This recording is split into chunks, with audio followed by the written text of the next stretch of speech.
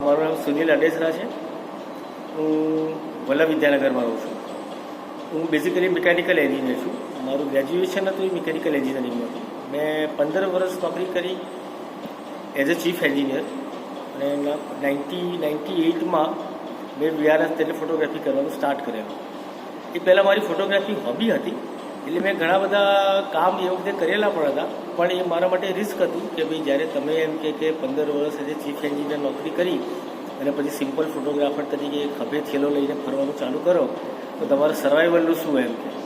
પણ પેશન હતી એટલે મને બીજા ઘણા બધા કામ મળતા ગયા. ફક્ત કોમન માણસને એવું હોય છે કે લગ્નના જ કામ ફોટોગ્રાફીમાં હોય છે, એવું નથી હોતું. ઘણા બધા એવા કામ છે કે જે સોશિયલ મીડિયા ઉપર એટલે ઇન ધ સેન્સ કે કોઓપરેટિવ સેક્ટર્સના અને સોશિયલ મીડિયા ઉપર એવા ઘણા બધા કામ હોય છે કે જ્યાં કંપનીઓને અને કાં તો તમારા પ્રોજેક્ટથી તમે ઓળખાતા હોય. એટલે હું વિદ્યાનગરમાં રહું છું, એટલે ત્યાં અમૂલ જે છે, જેને આપણે બહુ મોટી આઇકોનિક બ્રાન્ડ છે, એનું જે કોઓપરેટિવ મુવમેન્ટ્સ છે એ ત્યાંથી સ્ટાર્ટ થયેલી હતી. એટલે અમૂલ સાથે કામ કરવાનો મને એક લાભ મળ્યો. એટલે છેલ્લા લગભગ 25 વર્ષથી હું અમૂલ સાથે આ કામ કરું છું. એટલે અમૂલ એવું નહીં, પણ NDDB national dairy development board all over ઇન્ડિયામાં કઈ રીતે કોઓપરેટિવ સેક્ટરથી કામ કરે છે એના ઉપરનું મારું કામ છે. કે અમૂલ પેટર્ન જે છે એ ડૉક્ટર પૂર્ણિયાને જે બનાવેલી અને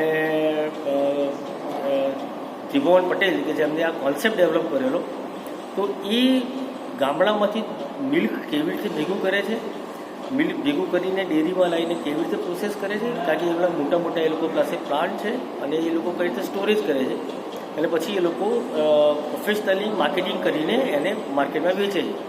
તો આ એક આખો કોન્સેપ્ટ છે, it's called as Amul pattern. એ અમૂલ પેટર્નનું બધી જગ્યાએ ઇન્ડિયામાં બધી જ જગ્યાએ એનું ઇમ્પ્લિમેન્ટેશન થયું. એટલે મીન્સ કે અમૂલ એટલા માટે નામ કહેવાય છે કે આખા ઇન્ડિયામાં જેટલી જગ્યાએ કર્ણાટકા ગણો કે મહારાષ્ટ્ર ગણો કે દિલ્હી ગણો કે વેસ્ટ બેંગાલ ગણો, એ બધામાં અમૂલ પેટર્નથી જ મિલ્ક કલેક્ટ કરવામાં આવે છે અને એ પ્રમાણે જ એનું વેચાણ થાય છે. અને ગુજરાતમાં એવું છે કે જે કોઓપરેટિવ સેક્ટર છે એ એનું સ્ટ્રક્ચર એવું છે કે કદાચ બનાસ ડેરી પણ જો દૂધ ઉત્પાદન કરે કે ચીઝ કે બટર બનાવે, પણ એને વેચવાનું ફક્ત અમૂલના નામથી જ, કારણ કે એ પ્રમાણે એક આખું સ્ટ્રક્ચર બનાવેલું છે.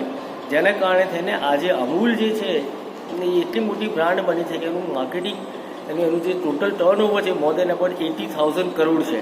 એટલે એક જે વસ્તુ 24 કલાકમાં દૂધ બગડી જાય એને તમે કલેક્ટ કરીને થ્રુઆઉટ એટલી બધી ડિફરન્ટ વેરાયટીઝમાં બનાવીને મૂકો છો, જેના કારણે થઈને આ કોઓપરેટિવ સેક્ટર છે એ એકદમ મજબૂત બન્યું છે.